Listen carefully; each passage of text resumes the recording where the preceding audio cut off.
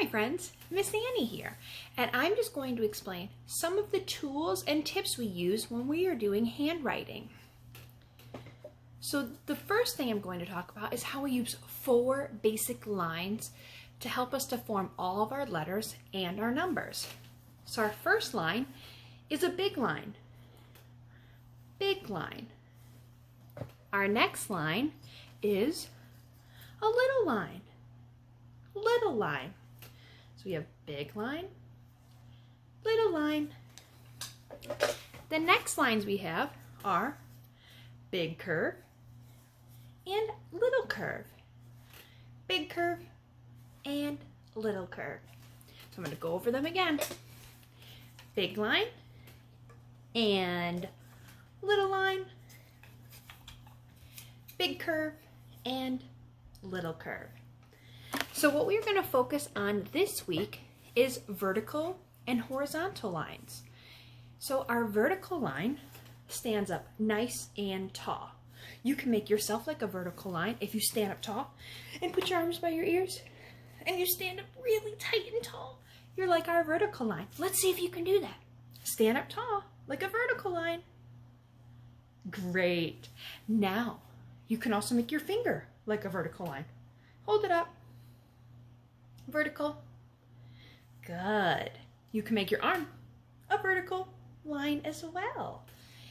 The next line I'm going to teach you about is our horizontal line. Horizontal.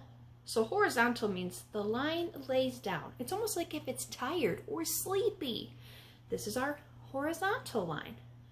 So you can do your body. You can make your body a horizontal line. You can lay down on the floor. Everyone try it. Lay down on the floor. Get those legs tightened together. You can keep your arms squeezed by your sides, or you can put them up by your head again. But make sure you're laying down on the floor. All right, that is our horizontal line. So we have vertical and horizontal, vertical and horizontal. And you can do that with your finger. So remember, we made a vertical this way. If you turn it this way, it's now horizontal, like it's sleepy. Sleepy finger, sleepy line. And then you can do that with your arm. Remember, we did vertical, horizontal, vertical, and horizontal. Wonderful. So those are our 2 basic ones we're going to start with. Now, when we are drawing those, I'm going to get my marker out. And you can use your marker, your crayons, your colored pencils, or any utensil you have at home. So when I'm doing my vertical lines, they're going to start tall. So I always want to start at the top. So I'm going to start at the top and do a big line down. That's a vertical line. Start at the top, big line down, vertical. Start at the top, big line down. And those are my vertical lines. Now, if I want to make horizontal lines, all I have to do, I have to erase my board so we can see the next lines, is if I keep my board the same way for our horizontal lines, remember they're going to be laying down, so I have to start at the side. I'm going to do a big line across. I'm going to jump and do another one. Big line across. And one more. Big line across. And that's my horizontal lines. Now, when we are in our Handwriting Without Tears books, we turn our horizontal and vertical lines into a fence. So I'm going to show you.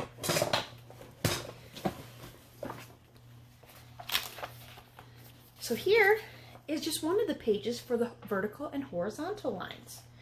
So we have our vertical lines. We want to start with those first because you have to put the fence posts in before you can build the rest of the fence. So you're going to start at the top, big line down, stop. And we're going to jump over to the next one. Start at the top, big line down, and stop. Now we got one more. Start at the top, big line down, and stop. Now to do our horizontal lines, these lines are really long on this page to help build our fence. So we're going to start at the top one, start at the arrow, and we're going to do our horizontal line all the way across. And it's got to go through those lines. And you're going to do one more, start at the side at that arrow, and horizontal big line all the way across. Now we do have some little ducks here in our pond, and you're going to draw vertical lines for their legs. So you're going to start at the body where the arrow is, and little line down for that. Jump to the other one, little line down, and you're going to repeat that on all the rest of those legs. So that is our horizontal and vertical lines. There is another page that has that as well, so you can continue to practice that. When those lines cross, when we're making those fences, sometimes that gets a little tricky, but you have to make sure you go all the way through and don't stop and start at the other side. Now also, when we are working on our letters and our numbers, we always want to start at the top. So as I was showing you with our vertical lines, how we had to start at the top, we do have a little song that goes along with it. So I'm going to sing the normal song, and then I'm going to change it up to talk about our numbers, which we're also going to work on the number 1 today. So here's their song. And I'm going to just do a short version of it, and we'll sing more of it as we keep practicing. So it says, where do we start our letters at the top? Where do we start our letters at the top? When you want to start a letter, you better remember to start it at the top. So now we're going to work on the number 1. All right, so I'm going to get out our number 1. Can you make the number 1? And in sign language, that's how you show the number 1. Just like that. 1. 1. Now, I want you to look around your house. Do you see anything that you have 1 of? I know on myself, look, I have 1 nose. 1 nose. I also have 1 tongue. 1 tongue. 1 chin. 1 chin. So there's lots of things that are 1 that you can find all around. Now, I'm going to start working on our number 1. So I'm going to get my special board out and let me erase my lines that I made. All right. So now that we're doing a number, I'm going to sing our song, but I'm going to change it because it's not a letter. 1 is a number. So where do we start our numbers at the top? Where do we start our numbers at the top? If you want to write a number, you better remember to start it at the top. Very good. So I have my board here, and I have to start at the top. So I'm going to start at the top, and a 1 is a vertical line. So I'm going to start at the top, and big line down. I made a number 1. Can you do that? Try it. Get your writing utensil out. Could be marker, crayon, pencil, whatever you have. All right, ready? I'm going to try mine again. Let me erase my board. Ready? Here we go. We're going to start at the top. We're doing a vertical line. Big line down. Did you make it? I made it. Now, in our handwriting book, we also have a number 1 page. So I'm going to get that out. Here's our number 1. So on this, you want to make sure you start with your finger first. We always want to trace it. Trace it with our finger first to get used to it. So we're going to start at the top. Big line down. Oh, I'm going to try it right here. It tells me big line. Start at the top. Big line down. Now, this shows us what the number 1 looks like when you write it out. Does anyone know what animal that is? It's a flamingo.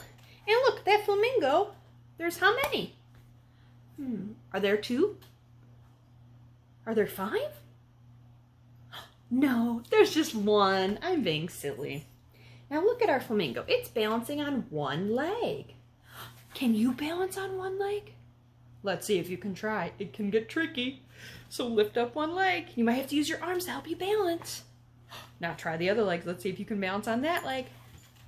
That's the number 1. And our legs are like vertical lines because they're nice and standing tall. All right, now you can even trace over that flamingo's leg. Now in our boxes here, that shows us where we're going to draw each number 1. So there's a dot at the top to start. And sometimes you'll see smiley faces. Like that's right here to help us to remember to always start at the top. So first trace that over with your finger. All right, so you're doing your big line down. Start at the top, big line down. All right. Now, after you trace over this, then you're going to get your crayon out, your colored pencil, whatever you're writing with, and you're going to trace over them too. So start here, do your big line down, big line down. Start at the top, big line down, and you're going to keep practicing. Now over here, look at, there's nothing except our starting point, our starting dot to start at the top. You have to try to draw it by yourself. I know you can do it. It might take practice. Sometimes even when I make my straight lines, they're not always exactly straight, but that's okay. You just have to keep on practicing. And that's for our number 1.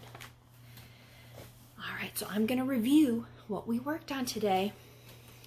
All right, let's see if you can remember too. What is this line called? When it's just a line, we're not talking about vertical or horizontal. What is this called? It's a big line. Did you get it? So big line, and if this is a big line, what is this? You're right. That's a little line. Big line, little line, big line, little line. All right. Now how about this? What is this? It's a big curve. Now how about this? Little curve. You're right. Big curve and little curve. Big curve and little curve. Wonderful. Now we're going to talk about our different types of lines. So remember, what's our line when it's sleepy and tired and laying on its side? Horizontal. Can you say that? Horizontal. Say it again for me. What is it? Horizontal. Now, when it's standing up tall, what is it called? Vertical. Can you say that with me? Vertical. Say it one more time. What is this? Vertical. Wonderful. All right, and before we go, we're going to sing our song that I taught you today, and we're going to keep practicing that song over and over. Okay? So ready? Where do you start your letters? At the top. Where do you start your letters? At the top. When you want to write a letter, you better remember to start it at the top. Wonderful. And remember, we worked on the number 1. So we had our vertical and horizontal, vertical and horizontal, and then our number 1. Show me number 1. Great job, my friends. And I look forward to many more videos with you to help you with your writing at home. See you soon. Bye, my friends.